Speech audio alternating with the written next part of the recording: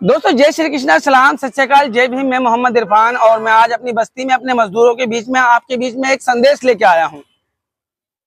हम जिंदगी में आगे बढ़ जाते हैं लेकिन कुछ लोग बहुत पीछे रह जाते हैं और हम उन्हें भूल नहीं सकते। जिस तरीके से 2026 के अप्रैल में नोएडा के अंदर मजदूर न्यूनतम मजदूरी को लेकर धरने प्रदर्शन में गए थे और उसमें बहुत सारे लोग ऐसे थे जो पत्रकार थे, एक्टिविस्ट थे, छात्र थे और निस्वार्थ भाव से, ना वो किसी राजनीतिक दल से थे, वो हमारे देश के मजदूरों के बेहतर जीवन के लिए सड़कों पे आए थे। और उनके साथ बहुत सारे मजदूर भाई बहनों के ऊपर मुकदमे लगाए गए और वो उत्तर प्रदेश की जेलों में हैं। लेकिन मजदूरों में बहुत सारे मामलों में, यानी कहें तो 84% मामलों में बेल तो मिल गई है, लेकिन आप जानते हैं जेल बेल और उसकी भागदौड़ में हम मेहनत का गरीब आदमी कहीं ना कहीं पिट जाते हैं। हमारे पास इतने अपने जीवन को जीने के भी 2 पैसे नहीं है। हम थाने, पुलिस और कोर्ट कचहरी का सामना कैसे करें? तो इलाहाबाद हाई कोर्ट की एक टिप्पणी आई है कि भीड़ में मौजूद होने का अर्थ यह नहीं कि सभी अपराधी हैं, उनकी मंशा कुछ ऐसी रही होगी। आंदोलन अपनी बात रखने का सबको आगे, हमें भी हक है। हम मानते हैं संवैधानिक मूल्यों के दायरे में रहकर हमें अपनी बात रखनी चाहिए। हिंसा की 1000 बार निंदा करते हैं, लेकिन आंदोलन किस वजह से किया गया था? आप बताइए। उत्तर प्रदेश में 11,000 से 13,000 रुपए की न्यूनतम मजदूरी थी। हम इतने कम पैसों में अपने परिवार के साथ सरवाइव कैसे करते हैं? हम राज्य सरकार से पूछना चाहेंगे कि इतने 11,000 और 13,000 रुपए की जो आपकी न्यूनतम मजदूरी है, हम इस महंगाई के जमाने में कैसे सरवाइव करते हैं? फिर आपने बढ़ा दी, आपने हमें 11 से 13 कर दिए और 13 से 16 कर दिए।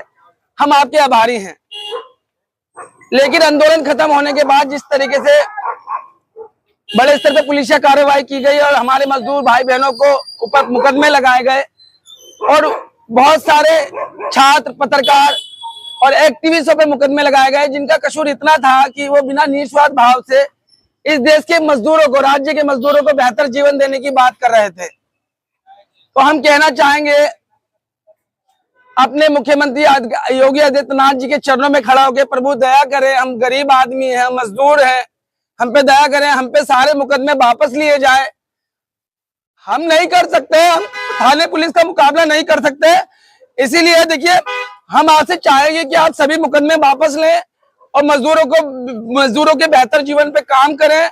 हम आपके चरणों में खड़ा होकर दया की भीख मांगते हैं हमारे सभी मजदूर भाई बहनों पे और तमाम छात्र और हमारे पत्रकार, एक्टिविस्ट जो लोग जेलों में पड़े हुए हैं। और 2 लोगों पे आपने नेशनल सिक्योरिटी एक्ट NSA भी लगाया है। उनका कोई कसूर नहीं, उनका कसूर सिर्फ इतना था कि वो इस देश के और राज्य के मजदूरों के लिए बेहतर जीवन की मांग कर रहे थे। इतने कम पैसे में हम कैसे सरवाइव करें, आप ही बताइए। तो मैं उनके नाम बताता हूँ जिन्हें बेल नहीं मिली। 84% से ज्यादा मामलों में बेल मिली है और इलाहाबाद हाईकोर्ट ने और अलग अलग अदालतों से बेल मिली है। आप देख लीजिए कि हाँ, बेल तो मिली है, लेकिन इस बेल के साथ भी उस कानूनी दांव पेच में और भाग दौड़ की कश्मोकश में हमारे पास इतने पैसे नहीं है कि हम उन चीजों को फेस करें। तो इसीलिए अपने मुख्यमंत्री योगी आदित्यनाथ जी से अपील करते हैं कि प्लीज सर, आपके चरणों में खड़ा होकर दया की भीख मांगते हैं, सभी पे मुकदमे वापस किए जाएं और सभी को जीवन की मुख्य धारा में लौटने का मौका दिया जाए।